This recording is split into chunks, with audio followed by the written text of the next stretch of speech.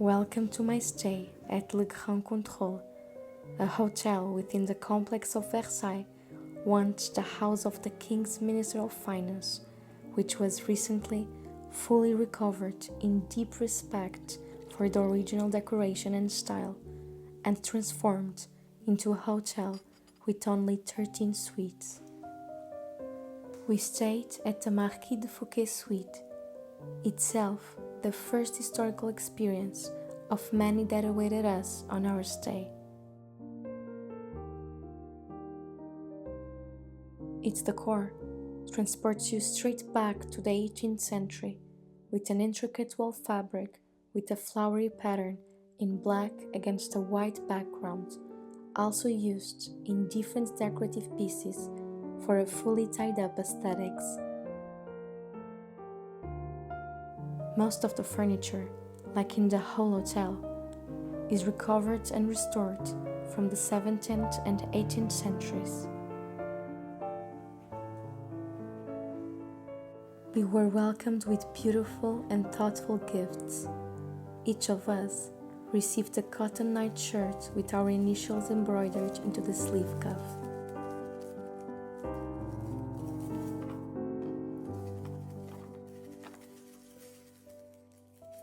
They also left us a bottle of olive oil from Airelles Château de in Provence, where I have already done a tasting tour of their different olive oils. This suite has views to the lawn and water reservoir created to irrigate the king's vegetable garden, and where locals find today a space for relaxation and picnicking.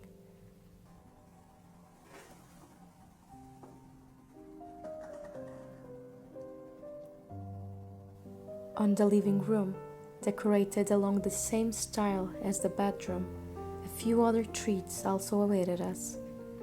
A tiered stand with some of the most emblematic flavored macarons from La Durée. A warm welcoming letter from the team at Le Grand Contrôle, who was impeccably kind throughout the whole stay.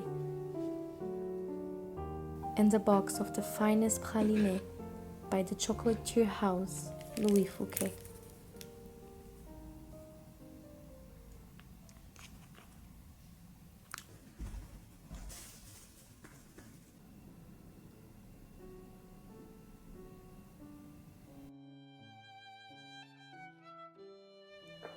The bathroom was the room that felt more up to date, with all the elements of comfort that our modern lives require, but its style was so very much in line with the classical lines of the hotel and bedroom.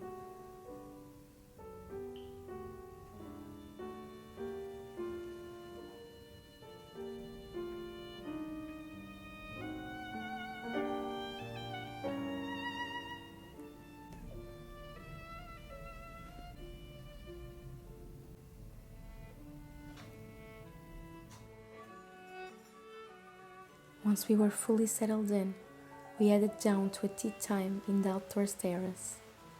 The weather was very inviting and the temperature warm enough to sit outside with views to the Orangerie of Versailles while enjoying the delicacies of this tea time with historical character.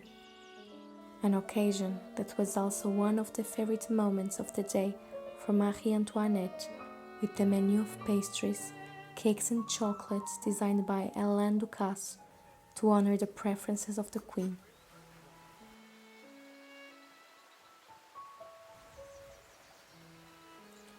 The whole ambience around was very calm and soothing, with the sound of water gurgling in the fountains, the chirp of birds echoing in the air, and the gentle rustle of the tree leaves swaying in the breeze. Time seemed to fly, and as 6 o'clock turned, it was time to head to our next activity, one that I much looked forward to. Once the Château de Versailles closed to the public, we passed by the almost empty Orangerie and went straight to the royal courtyard, fully desert at this time of the day. We were then presented with an after-hours guided visit of the chateau, with a particular emphasis on the Queen's apartments. The visit was divided into two groups, one in French, the other in English. The Château de Versailles is always a marvel to admire, with such intricacy, details and art-covered walls that have seen so much history, but to see it better of visitors really brings it all to a new level of beauty and awe. We visited the whole wing of the Queen's apartments, with stops at the Salle de Garde, the antechamber, the Salon de Noble, and finally, the Queen's bedroom, which oftentimes wasn't as private as one would think, as it was here the first presentation to the public of the newborn princes and princesses was made just moments after the Queen gave birth. After the Queen's bedroom came the very highlight of the visit, the grand and imposing Hall of Mirrors. Its refined and abundant details, the art and history all over the room, but above all, the light that floods this immense space, especially under the late afternoon golden tones, are simply unmatchable. To walk this vast hall devoid of visitors is such a privilege, an experience only attainable thanks to our stay at Le Grand Contrôle.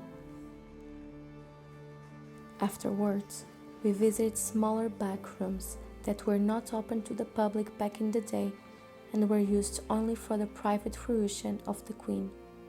This included her library, resting rooms, and rooms to receive only her closest friends.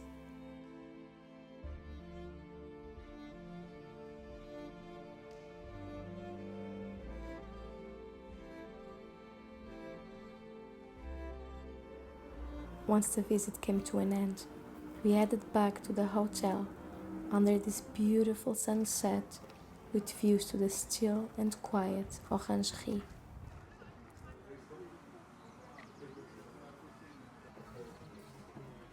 For dinner time, we were invited to the royal feast, a theatrical enactment of a royal dinner by the hands of Chef Alain Ducasse.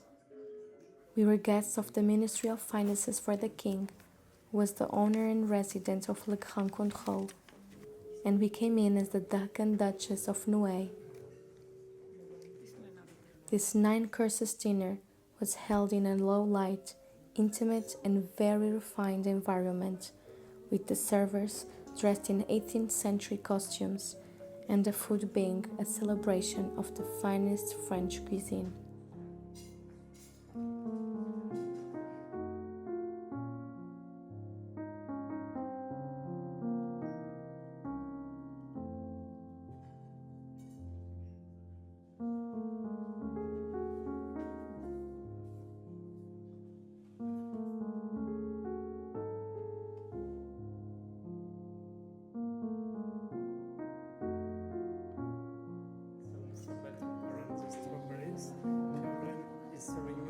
The white chantilly cream to go with.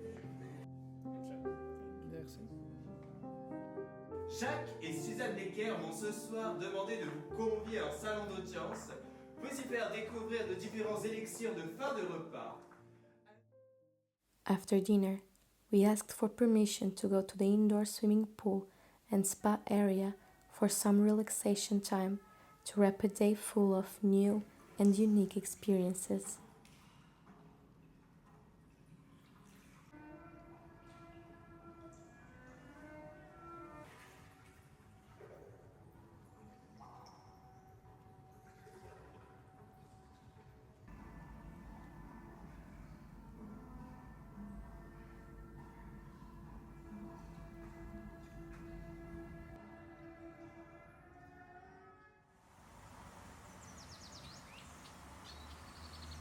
Our second day started with a royal awakening, where a staff member acted as a servant, scratching lightly on our bedroom door, opening the curtains, and leaving some morning tea.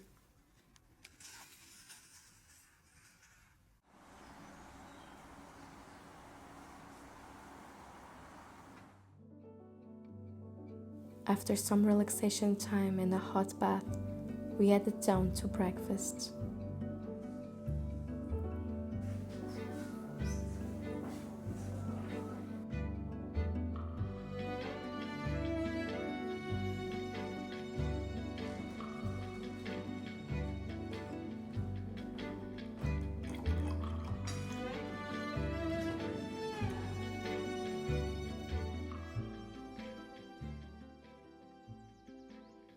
The day was beautiful, which was just perfect for our next activity, a visit to the Petit Trianon before it opened to the public.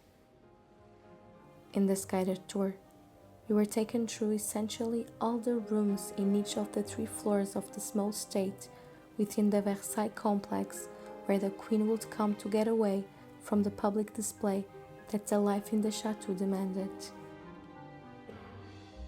Here, she would enter her own private domain, be able to fully be herself and have a vast garden outside at her fully private disposal. This was yet another unique and invaluable experience for the guests of Le Grand Contrôle, and I feel so thankful for this privilege.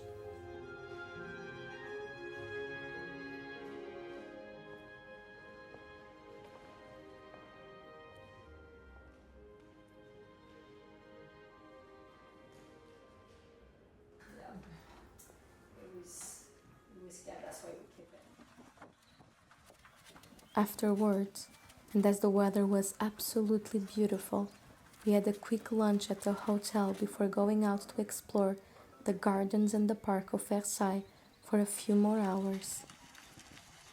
We took an electric buggy from the hotel, although you can also rent one at the garden as a regular visitor of Versailles, and leisurely visited the different gardens, the fountains and basins, and the vastness of the park of Versailles in this sunny, early spring Saturday afternoon.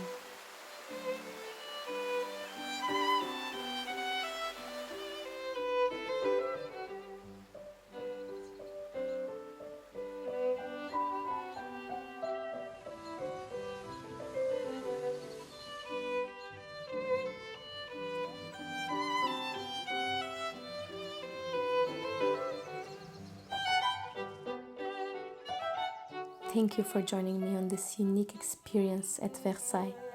If you enjoyed this video, consider subscribing to my channel, as I will be unveiling exclusive and special experiences in different destinations, and also take you touring some of my favorite villages and landscapes in Europe.